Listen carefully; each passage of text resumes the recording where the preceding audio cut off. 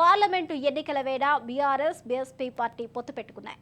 ఈ విషయాన్ని ఇరు పార్టీల అధినేతలు కేసీఆర్ ప్రవీణ్ కుమార్ అధికారికంగా ప్రకటించారు. ఇక చర్చల అనంతరం మాజీ సీఎం కేసీఆర్ కీలక వ్యాఖ్యలు చేశారు. బీజేపీ కాంగ్రెస్ తో రాజ్యాంగానికి ముప్పు ఉంది అన్నారు. ఈ రెండు పార్టీల నుంచి దేశాన్ని రక్షించేందుకే పొత్తు పెట్టుకున్నామని అన్నారు. రేపు బీఎస్పీ చీఫ్ మాయావతితో మాట్లాడతానని తెలిపారు. సీట్లు కేటాయింపులు విధి విధానాలను రేపు ప్రకటిస్తామని వెల్లడించారు. అనంతరం ఆర్ఎస్ ప్రవీణ్ కుమార్ మాట్లాడుతూ తెలంగాణను కాపాడేందుకే పొత్తు పెట్టుకున్నామని అన్నారు. వాస్తవంగానే కాంగ్రెస్ బీజేపీతో రాజ్యాంగానికి ముప్పు పొంచి ఉందని అభిప్రాయపడ్డారు. మాయావతితో మాట్లాడిన తర్వాతే పొత్తు ప్రతిపాదన పెట్టినట్టు తెలిపారు.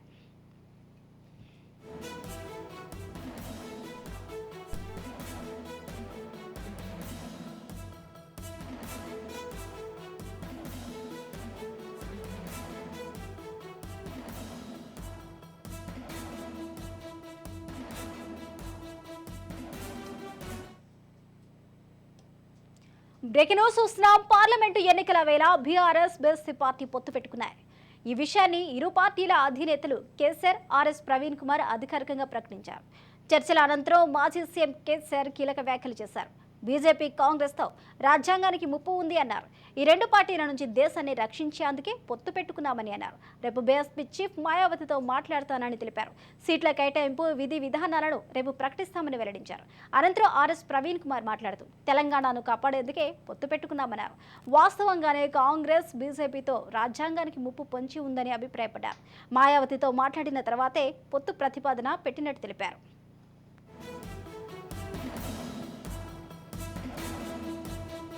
ఇదే అంశానికి సంబంధించిన పూర్తి అప్డేట్స్ మా ప్రతినిధి మహేందర్ అందిస్తారు. మహేందర్.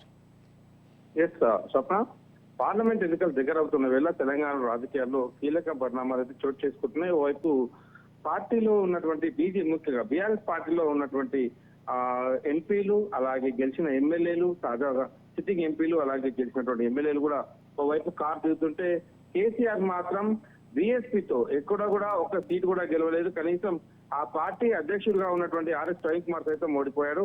అలాంటి పార్టీతో మరి కేసీఆర్ తో పొత్తు పెట్టుకునేందుకు పూర్తిగా సిద్ధమైనట్టు తెలుస్తుంది. పొత్తు ఖరారు అయినట్టుగా వినిపిస్తున్నాయి. ఇరు పార్టీలు కూడా ఒక నిర్ణయానికి వచ్చినట్టుగా తెలుస్తుంది. త్వరలోనే విధి విధానాలు కూడా ఖరారు చేసినట్టుగా తెలుస్తుంది. అయితే బీఆర్ఎస్ అధినేత కేసీఆర్ బీఎస్పీ తెలంగాణ అధ్యక్షుడు ప్రవీణ్ కుమార్ తో భేటీ అయ్యారు. ఈ సమావేశంలో ముఖ్యంగా పొత్తు గురించి ఎక్కువ అంశాలపై చర్చించినట్టు తెలుస్తుంది. తెలంగాణ ప్రస్తుతం ఉన్న పరిస్థితుల్లో ఎలా ముందుకెళ్లాలి, కాంగ్రెస్ పార్టీని ఎలా ఎదుర్కోవాలి అనేటువంటి నిర్ణయాలతో వాళ్ళు ఇస్తున్నారు. లోక్సభ ఎన్నికల దగ్గర ఈ పొత్తు అంశం అనేది చర్చనీయాంశంగా మారింది. అయితే ఈ పొత్తు పైన బీఆర్ఎస్ వైపు కేసీఆర్ కూడా స్పందించారు. ఈ ప్రవీణ్ కుమార్ ను కలవడం చాలా ఆనందంగా ఉంది. ఇద్దరం కూడా ఒకే విధంగా ఆలోచిస్తాం. ఖచ్చితంగా సిద్ధాంతపరంగా మేము ఒకే రకంగా ఉన్నాం. దళిత బంధు సహా ఎన్నో కార్యక్రమాలు అమలు చేశాం.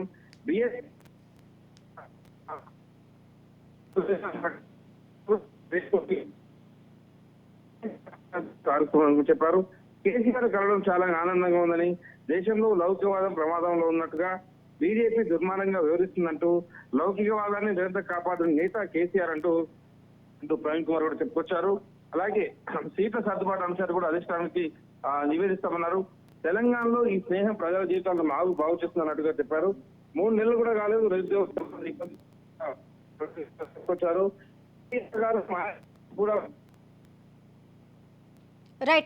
సీట్లపై నిర్ణయం కూడా తీసుకుంటామని వారు చెప్పడం జరిగింది.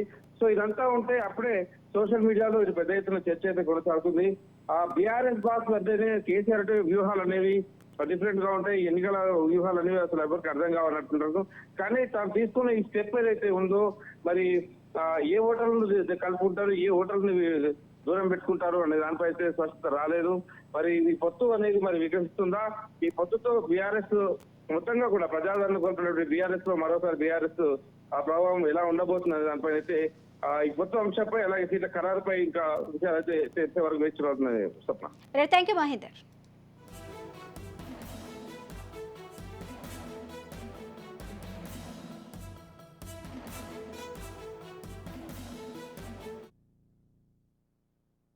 తెలంగాణ మాజీ ముఖ్యమంత్రి శ్రీ పెద్దలు గౌరవనీయులు శ్రీ కేసీఆర్ గారిని కలిసినందుకు చాలా ఆనందంగా ఉంది.